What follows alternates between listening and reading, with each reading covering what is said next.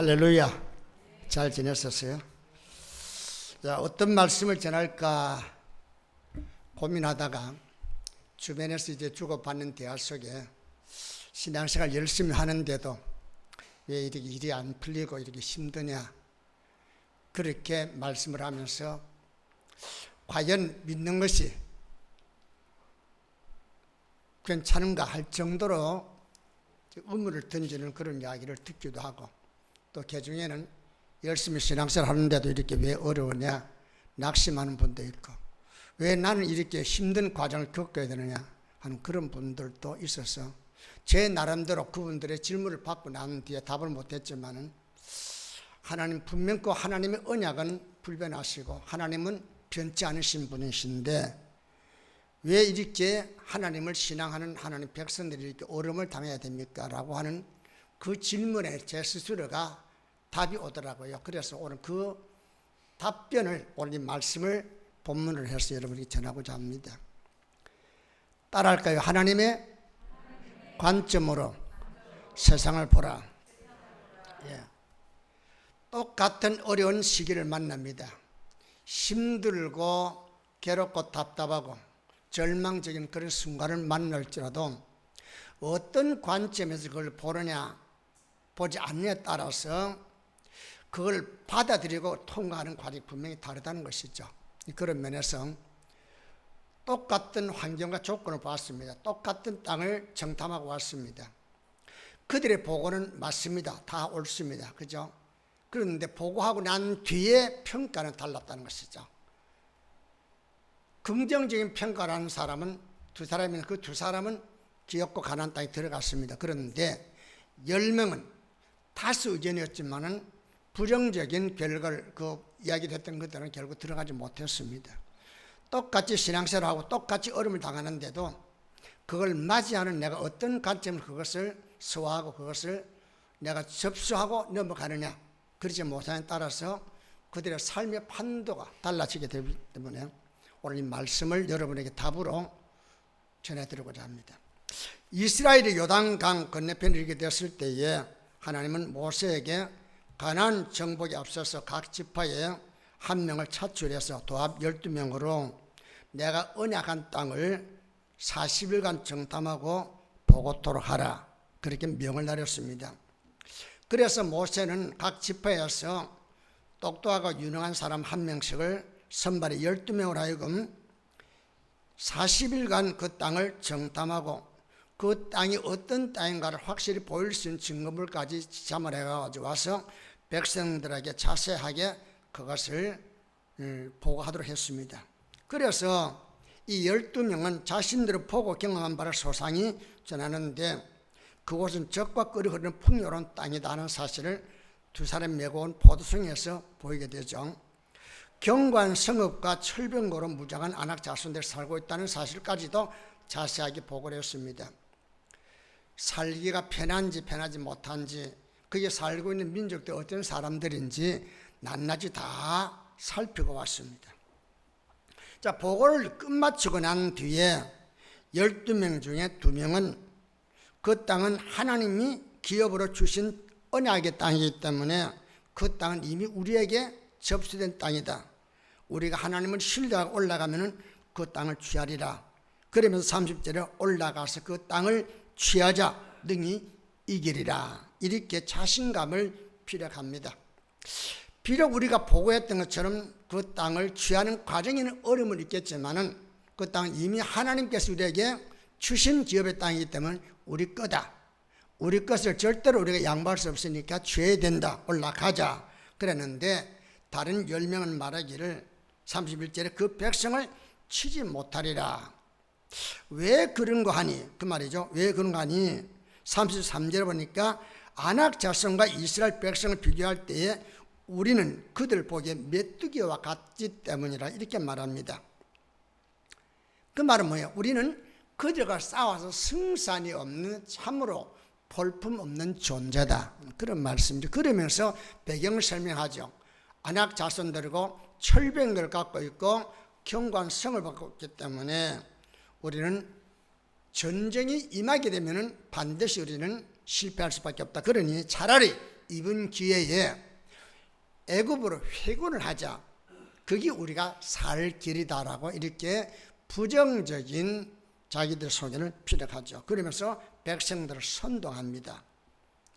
자, 2대 10입니다. 자, 민주주의 사회에서는 두 사람의 의견보다 10명의 의견을 더 충분하게 우리가 받아들이죠. 그죠? 백성들 입장에서는 하나님께서 그렇게 언약했다 할지라도 10명이 본 현실은 뭐요? 어렵다 하니까 어려울 것이다라고 스스로 그들이 판단하게 되죠. 그래서 그 선동에 그들이 마음을 빼앗깁니다.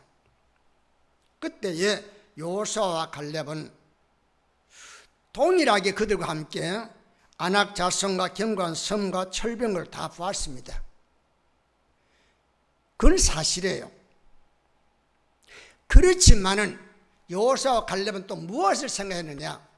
지나온 40년은 가까이 출애굽을 해가지고 광야길을 걸어온 과정 속에 하나님이 어떻게 우리를 인도했는가, 그걸 그들은 간증으로 체험으로 갖고 있었습니다. 그러니까 10명의 사람들은 뭐요? 지난날의 조상들로부터 이미 소개받았던 간증이라든지 경험담은 다 잊어버리고 지금 자기들 눈앞에 보이는 그 현실만 붙잡고 있지만은, 여호수아와 갈렙은 현실들을 인정하지만은 지난 과거에 하나님이 어떻게 우리를 도와주셨는가, 그 언약은 지금도 실현되고 있다. 할렐루야. 그 사실을 믿었던 것이죠. 그러니까 눈에 보이는 것은 정말로 우리가 점령하기 어려운 땅이지만은 하나님께서 그 땅을 우리에게 언약으로 주신 땅이고, 그 땅에 들어가게 하기 위해서 그처럼 어려운 출애굽의 과정을 무사히 통과하게 만들었고, 가나안 땅을 통과하게, 광야 땅을 이와 같이 여행을 무사히 도착해 여기까지 오게 만들었다는 사실. 그래서 출애굽 과정과 광야 생활에서 하나님의 인도와 보호와 공급하심을 경험했기 때문에 충분히 여호수아와 갈렙은 뭐요? 하나님의 언약이 우리의 기업을 보장하고 있기 때문에 믿음으로 나가면 승리한다, 자신감 있다, 확신을 갖습니다. 그러면서 30절은 말하기를 우리가 곧 올라가자. 지체할 게 없어. 따로 준비할 것도 없어. 이미 우리는 뭐요? 40년간 광야 생활 다 준비된 사람들이요. 그러니까 올라가면 된다. 취하자. 능히 이기라. 독려하고 선민으로서의 정체성과 자긍심을 갖고 가나안으로 나아갈 것을 설득합니다. 그러면서 오늘 요절 말씀에 14장 9절에 다만 여호와를 거역하지 말자. 현실이 어렵고 우리가 그 현실을 통과하기가 참 힘들다 할지라도 그 말이에요. 하나님께서 우리의 보장이 되시니까 믿고 나가자. 그런 말씀이죠. 그 땅 백성을 두려워하지 말라. 그들은 우리의 먹이라. 개역에서는 우리의 밥이라 그렇게 말했어요. 그들의 보호자는 그들에게서 떠났고 여호와는 우리와 함께 하시느니라. 그들을 두려워하지 말라 자신 있게 외치고 있습니다. 두 사람 뭘 봤어요? 하나님 주신 언약을 보았습니다. 언약을 믿었습니다. 아무리 시대가 변하고 하나님이 주신 언약을 성취하는 과정이 어려워도 하나님 언약은 반드시 이루어진다. 할렐루야. 그걸 믿었던 것이죠. 그래서 그 언약을 신뢰하는 믿음의 관점에서 현실을 보았습니다. 어렵죠? 근데 하나님의 언약은 뭐요? 그 땅을 우리에게 주시리라. 내가 너와 함께 하리라. 내가 너를 도와주리라. 너희 앞서 내가 그들을 회파하리라. 그렇게 말씀해 주시니까 그렇게 될 줄로 믿었단 말입니다. 현실을 뛰어넘어 하나님의 약속으로 모든 것을 보았던 것이죠. 현실이 암담하지만은 하나님은 약속을 지키고 이루실 것이라는 그런 확신을 가졌습니다. 그러니까 현실을 답해 나갈 수 있었던 것이죠. 현실을 뛰어넘어 갈 수 있었던 것입니다. 오늘 우리의 신앙도 마찬가지여야 되는데 우리는 하나님께서 내가 너와 함께합니다. 두려워하지 말라. 그렇게 말씀하시지만은 우리가 어떻게 현실을 벗어날 수 있느냐? 벗어나라는 말을 하지 않습니다. 현실을 인정하고 맞이하세요. 그러나 이겨나갈 수 있는 힘을 공급해 주신다는 것이죠. 우리가 생각할 때는 하나님께 이런 말씀하실 때에 우리의 길을 평탄하게 열어주고 난 뒤에 가라 이래야 되는데, 여전히 우리에게 삶에 문제가 가득한데도 그 문제를 통과하라 그러니까 우리가 어떻게 통과할 수 있느냐 이렇게 말하거든요. 그러니까 그 어려운 환경과 여건 가운데 그 길을 통과하라고 할 때 뭐가 필요해요? 거기에 믿음이 필요한 것이죠. 그러니까 믿음으로 그 길을 가라는 것이죠. 자주 제가 말씀하시지만은 풍랑이는 바다 위로 예수님이 걸어오시고 예수님을 본 베드로가 말하기를 주여 나로 무리로 걷게 해주세요 할 때에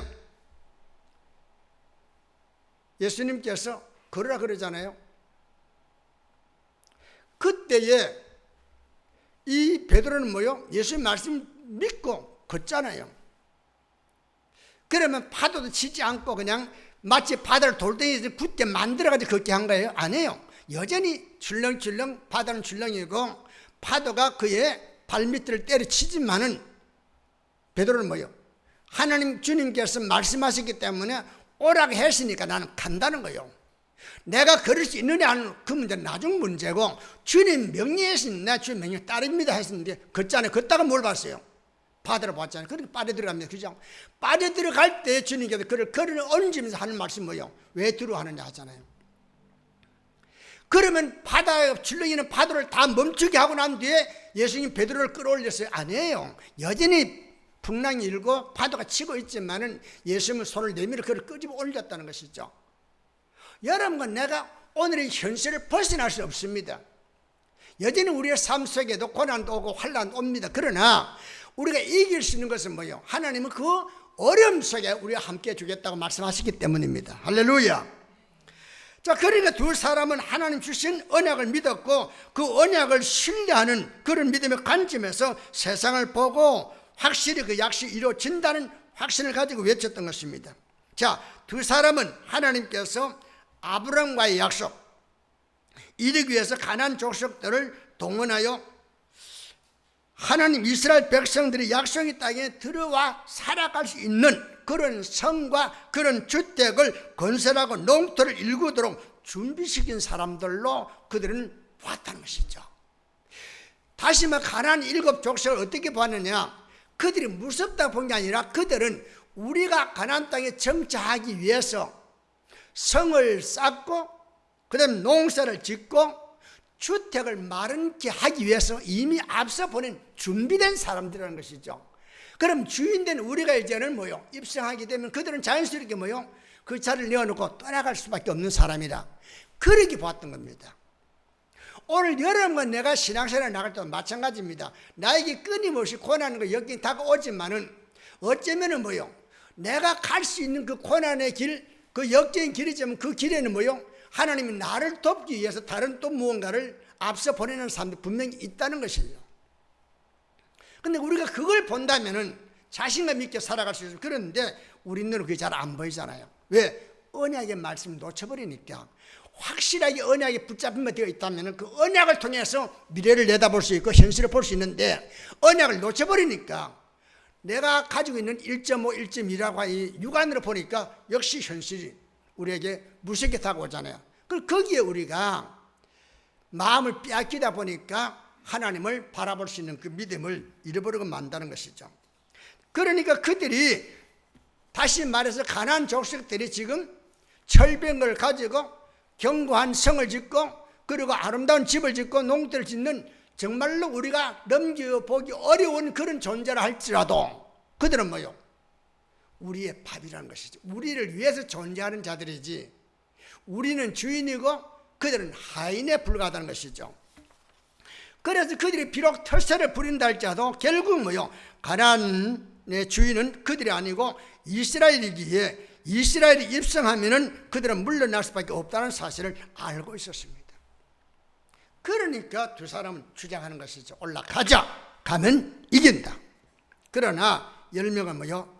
인간의 관점에서 환경과 조건만을 보고 부정적인 결론을 내리죠. 그들이 잘못 본 게 아닙니다. 정확하게 보았습니다. 싸워서 이길 수 없습니다. 그러나 그들에게는 뭐예요? 보장된 약속 있잖아요. 언약 있잖아요. 그 언약이 오늘 바로 이 순간 온 겁니까? 아니, 이미 400년 전부터 이미 그 약속을 이루기 위해서 아브라함을 통해서, 이삭을 통해서, 야곱을 통해서, 요셉을 통해서 이렇게 이루어진 거란 말이에요. 그리고 모세를 통해서 오늘 여기까지 왔다는 것이죠. 지금도 뭐요? 계속 진행형이라는 것이죠. 어디로 갑니까? 언약의 땅을 지금 가고 있는 과정이라는 것이죠. 인생이 여기서 끝났다면은 우리는 불행한 자라고 인정할 수밖에 없지만은 끝난 게 아니고 뭐요? 이뤄가는 과정이 힘든 과정을 우리가 만난 것이죠.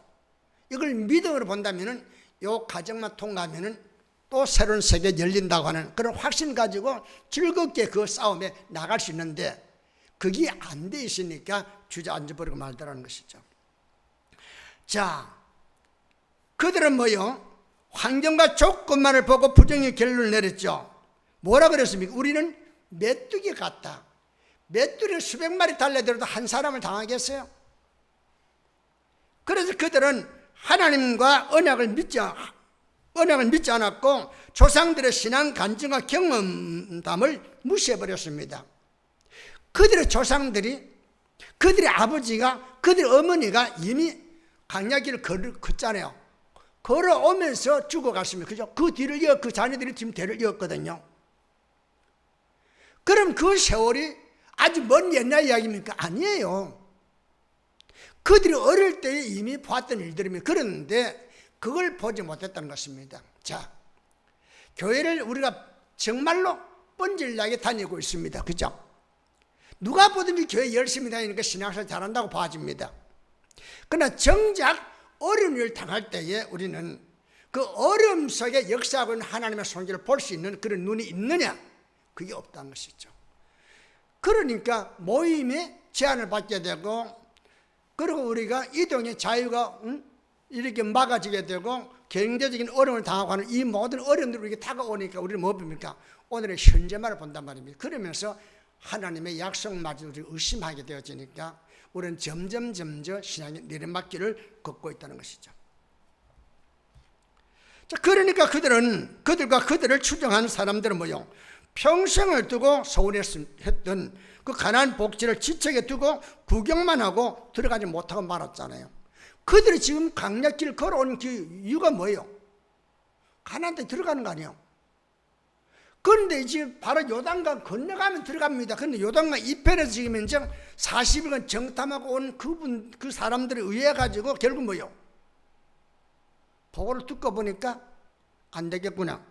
포기하고 말았다는 겁니다. 이게 얼마나 어처구니 없는 불행스러운 일입니까? 이것이 그들에게 믿는 게 아니라 오늘 믿는 우리에게도 동일하게 나타날 수 있다는 것이죠. 사람이 하나님을 불신하거나 하나님의 언약을 놓쳐버리면요, 어떤 미래지향적인 말도 설교를 통해서 받아들이지 않습니다. 아무리 소망적인 설교를 해도 믿음이 전제하지 않으면 그냥 흘려버려요. 그냥 재밌는 이야기를 들어버리죠. 그런데 믿음이 있는 사람 뭐요?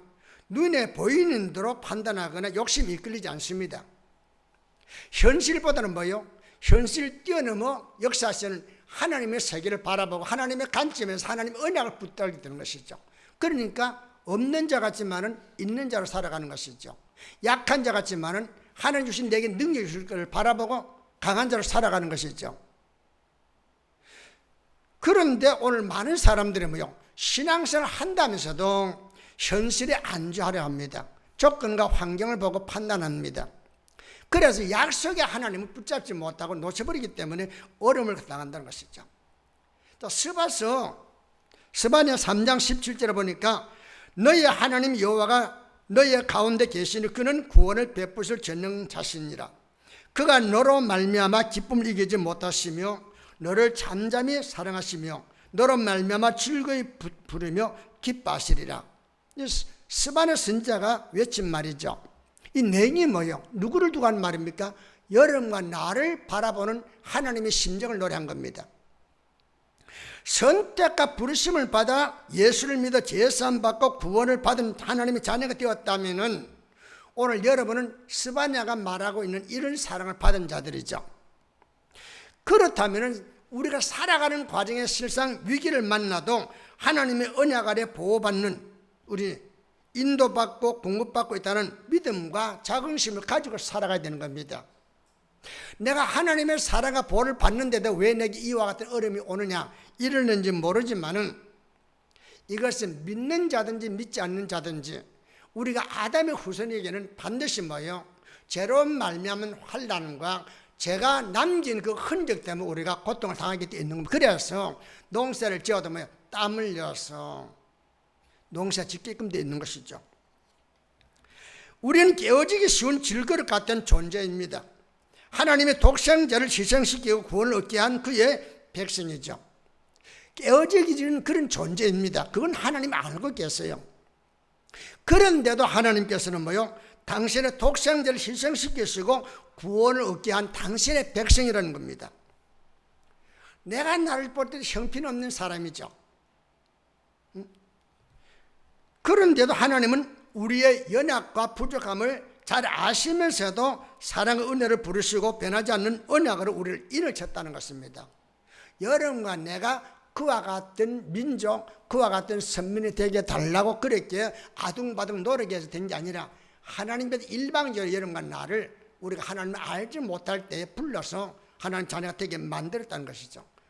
그 사랑 안에는 하나님 주신 귀한 언약이 포함되어 있는 것이죠. 그렇다면은 하나님이 주신 믿음으로 언약을 받아들이고 신뢰하여 하나님의 관점에서 내 주변을 볼 수 있어야 하는 겁니다. 하나님이 나를 불렀다고 한다면은 오늘 내가 걸어가는 인생의 길도 하나님이 정하신 것이고, 그 정하신 과정에 내가 슬픔을 만나고 실패를 만나고 어려움을 당해도 그것마저도 하나님은 당신의 계획 속에 계산 속에 넣고 있다는 것이죠. 그렇다면 왜 내게 그와 같은 아픔을 줄까? 그것마저도 나에게 유익이 되기 때문에. 할렐루야. 그래서 하나님은 예정 가운데 이런 건 나를 이끌어가고 있다는 것입니다. 자, 인생을 살다 보면 원치 않는 일을 당할 때가 참 많이 있죠. 내가 특별히 잘못해서가 아니라 예기치 못한 여건과 환경 또한 재난이 우리에게 다가와가지고 불행스러울 때가 있습니다. 이해되지 않거나 설명할 수 없는 일을 만날 때가 있죠. 왜 믿는 자가 그와 같은 어려움을 당하느냐, 그런 말을 들을 수 있습니다. 실패할 수 있습니다. 하나님 도와준다면서 왜 실패하느냐, 이렇게 말을 들을 수 있어요. 손해볼 수 있습니다. 하나님께서 지켜줄 텐데 왜 손해보느냐, 이렇게 말할 수 있어요. 시험에 넘어질 수 있습니다. 왜 넘어집니까? 하나님 보호한다면서 넘어집니다. 불의의 질병으로 인해서 생사의 갈림길에서 고통을 당할 수 있습니다. 사고로 인해서 장애를 입을 수도 있습니다. 경제적인 어려움을 당할 수도 있습니다. 불행한 일을 만날 수 있습니다. 버림받을 수 있습니다. 억울한 일을 만나는 위기의 날도 있을 수 있습니다. 정말 하나님 뜻대로 살아보기 위해서 노력하고 있는 나에게, 믿음으로 걸어가는 내게 어찌 이런 일이 일어날 수 있느냐고 항변하고 싶은 그런 일이 일어날 수 있다는 점을 절대로 우리가 간과해서는 안 됩니다. 잊어서는 안 된다는 것이죠. 근데 이럴 때 우리의 관심과 태도가 이렇게 다가오는 그 시련과 환난, 사람들은 불평하고 원망하고 그럴 때에 우리가 어떤 관점으로 그것을 대하고 보느냐가 참으로 중요하다는 것입니다. 일반적인 사고력을 가지고 인간의 정욕과 욕심과 이기적인 그런 생각을 가지고 보느냐, 그렇지 않으면 믿음의 관점에서 하나님의 심정으로 그걸 보느냐에 따라서 우리에게 미치는 영향이 너무 다르다는 것이죠. 그 관점에 따라서 신앙과 삶의 유익과 성장, 손실과 그리고 절망을 가져올 수 있다는 것입니다. 어떻게 보느냐에 따라서 절망적일 수 있고, 또 어떤 면에서는 뭐요? 그럴지라도 뭐요? 소망을 잊지 않고 믿음 굳게 서서 나가는 그런 삶이 될 수 있다는 것이죠. 당면한 문제를 인간적으로 생각하고 계산하여 불평하기보다는 야베스가 기도했던 것처럼 주의 손으로 나를 도우사 나를 환난을 벗어나 내게 근심 없게 하옵소서, 이렇게 부르짖는 것이 더 바람직하다는 것이죠. 이 야베스의 기도 보면 하나님 환난을 없게 해주세요, 이렇게 기도하지 않았습니다. 환난은 어쩔 수 없이 다가올 수 있기 때문에 올 때에 그것을 벗어날 수 있게 달라고 그랬습니다. 그럼 환난 없이 지내는 것보다는 환난을 당하고 환난을 정말 기적적인 방법으로 벗어날 때 오는 그 사람은 환란 없이 지내는 사람보다 훨씬 더 믿음에 가까운 사람이고 하나님의 능력과 역사를 간증할 수 있는 사람이죠. 그런 면에서 하나님은 우리 믿는 성도에게 예기치 못한 환란과 역경을 만나게 할 수도 있다는 것이죠. 그때 우리는 왜 내게 이르지 말고 하나님 무엇을 내게 주시려고, 무엇을 내게 교훈해 주시려고 이와 같은 과정을 주시나이까라고 이렇게 잠잠히 엎드려 하나님의 도움을 구하면은 하나님 분명 그 속에서 은혜를 주시고 복을 주시고 깨달음을 주신다는 것이죠. 여러분, 아담 이후로 이 세상에 나타난 환란은 인간의 죄를 다스리는 징계로 왔습니다. 또 심지어는 깨닫게 하고 훈련시키는 도구로 다가온다는 겁니다. 이거는 믿는 자에게는 믿지 않는 자에게는 동일하게 옵니다. 그런데 이것을 맞이하거나 이것을 통과하는 과정은 믿느냐 믿지 않느냐에 따라 다르다는 것이죠. 적든 크든 인생은 그 나름대로 환난을 겪는데 이것은 예수님이 재림할 때까지 피할 수 없는 엄연한 삶의 한 과정이라는 겁니다. 특별히 내가 잘못해서 오는 게 아닙니다. 아담 이후로 인해서 하나님이 애초에 만들었던 이 세계가 질서가 파괴되고 말았습니다. 조직이 파괴되고 말았습니다. 그 여파로 오늘 여러분과 나도 어쩔 수 없이 그 안에서 환난과 고난을 당할 수밖에 없다는 것이죠. 그러므로 어려움을 겪을 때에 우리 하나님의 언약을 근거로 하나님의 관점에서 사물을 보고 사건을 볼 수 있어야 한다는 것이죠. 그러면은 하나님 이런 깨달음 주기 위해서, 이와 같은 교훈을 주기 위해서 이와 같이 나에게 이 시련을 주었군요 라는 신앙의 간증으로 발전해 나가는 겁니다. 이걸 이끌어서 우리는 믿음의 눈으로 바라본다는 것이죠. 믿음으로 산다는 건 뭡니까? 약속의 말씀 붙잡고 전전하는 것이죠. 오늘날 아들을 잘 키우고 있는 아브라함에게 하나님께서 말씀하기를 내 아들 이삭을 내게 바치라는 거예요. 언제는 낳지 못하는 나에게 아들 주겠다 해놓고 이 아들을 말미암아 하늘의 별같이 바닥에 모래같이 많게 주겠다 약속하신 하나님께서 이 아들을 바치라. 그럼 이 아들을 죽이면 대가 끊기잖아요. 대가 끊긴다면 하늘의 별같이 바닥에 모래같이 많다는 이 약속은 거짓되는 거 아니에요. 어떻게 순종할 수 있습니까? 못하죠. 육신에 본다면 절대로 안 되는 거죠. 근데 아브라함은 하나님의 약속은 변함이 없다는 것이죠.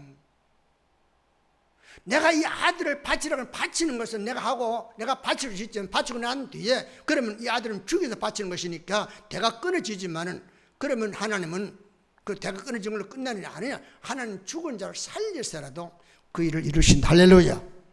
그걸 내다본 거죠. 그러니까 아들을 끌고 가서 죽이는 데까지 내주잖아요. 또 그걸 받으는 이삭도 아버지의 명령에 분명 묶인 바 됐잖아요. 20살 가까이 되는 젊은 애하고 지금 100살 가까이 되는 노인애하고 싸우면 누가 이기겠어요? 젊은 애가 이기지. 그런데 순수히 붙들렸다면 왜 붙들렸냐? 내가 죽어도 살 수 있다는 것이 이삭의 마음속에 어느 정도 믿음으로 있었기 때문에 그런 거 아니에요. 근데 아버지가 하나님께 너를 바치라 그랬다. 아버지 그러면 하세요. 그러니까 묶여진 거 아니에요. 이삭은 묶여져서 제대로 드려진 겁니다. 이삭 입장에, 아브라함 입장에 도무지 이해될 수 없는 거 아니에요. 그렇지만 하나님의 언약의 말씀에 나는 순종한다는 거예요. 어떻게 이룰지 모르지만 바쳤습니다. 그런데 하나님께서 말씀하기를 됐다. 내 아들을 내가 주기 위해서가 아니라 내가 가지고 있는 나를 향한 믿음이 어느 정도인가를 내가 시험해 보고 그랬던 것이죠. 그 순간에 양이 울음소리를 듣고 양을 대신 바치자. 그러면서 외친 말이 여호와 이래라. 그런 믿음을 위해서 하나님은 아브라함에게 내가 내 후손을 하늘의 별같이 바닥에 모래같이 많게 하리라 약속하셨고 400년 후에 이와 같은 일이 일어날 것이라고 예언하잖아요. 그것이 오늘 여기 지금 이 민수기에서 지금 현재 이루어지고 있단 말입니다. 이걸 누가 봤느냐? 요사와 갈렙은 보았다는 것이죠. 하나님이 말씀하셨다면 말씀하신 그대로 된다. 그렇게 믿었단 말입니다. 아니 조금 전에 봤던 그 안악자손 철벽은 그게 그냥 하루아침에 벌레가 되고 이렇게 형편없게 그게 아니에요. 그 여전히 그 사람들 강한 자들이에요. 나는 메뚜기 같은 존재요. 싸워서 이길 수가 없어요. 그런데 하나님께서 말씀하기를 내가 내 앞에서 싸우겠다 하잖아요. 내가 너와 함께 하리란 말씀하시더란 말입니다. 그러니까 요사와 칼렙은 믿음으로 언약의 말씀을 의지해서 올라가자 싸울 수 있다는 거 아니에요. 누가 보든지 미쳤다 하잖아요. 좀 미친 거다. 그런데 안타까운 게 뭐예요? 오늘 많은 사람들이 눈앞에 전개되는 현실에 집착한 나머지 언약을 신뢰하지 않고 부정적인 생각으로 속단하며 일을 그르치고 주어진 미래를 잃어버리고 있다는 겁니다. 분명 그 신앙생활은 미래를 바라보는 거예요. 그러면 우리는 미래는 뭐요? 현재를 내가 어떻게 투자하냐에 따라 이루어진단 말입니다. 아니 씨앗을 심지 않고 가을을 내다볼 수 있어요? 씨앗 심고 가을을 내다보는 거예요. 가을을 내다보는 농부는 뭐요? 자신 있는 거 아니에요? 씨앗을 뿌렸으니까. 물론 기후 탓에 날씨 탓에 해가지고 수확이 줄 수 있지는 하겠지만, 그러나 내가 보를 심었으면 반드시 보를 거둘 것이고 내가 밀을 심었으면 가을은 밀을 거둔다는 것이죠. 봄을 거둔 거 아니에요. 그에 대한 확신을 갖습니다. 이게 믿음 있는 사람이에요. 내가 믿음으로 심었다면 뭘 기도로 심었다든지 내가 믿음으로 순종했다면 순종을 심은 것이죠. 그럼 반드시 뭐요? 당장 내 눈앞에 그게 안 나타나도 내가 언약의 말씀을 따라 하나님 언약대로 내가 살았다면 하나님 그 언약에 대한 책임을 진다는 것. 그걸 내다보았기 때문에 자신 있게 올라가자고 한 거 아니에요. 사탄은 불신으로 가득한 내 약점을 파고들어 실망을 부추깁니다. 너 생각해봐라. 그게 옳으냐? 말이 안 되잖아요. 이러면서 끊임없이 뭐요? 의심을 하게 만듭니다. 그러면서 하나님과의 관계를 이간시킵니다. 언약을 의심하게 만듭니다. 그래서 귀중한 관계를 파괴시킵니다. 교제를 망가뜨립니다. 이런 것에 수단 방법 안 가려고 하잖아요. 그러니까 깨어있지 않냐 한다면 우리는 뭐요? 내가 아무리 건장한 사람일지라도 넘어질 수밖에 없다, 그런 말씀이죠.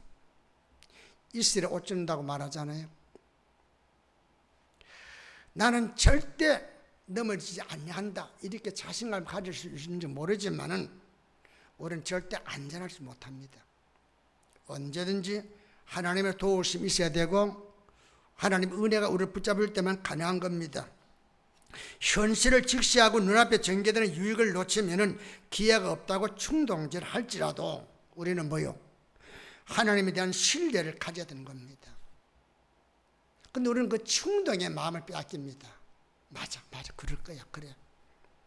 그래서 하나님에 대한 신뢰를 깨뜨려 주님이 나와 함께 하시느냐, 그분의 언약에 붙잡혀 사느냐 생각할 수 없게 만드는 것이죠.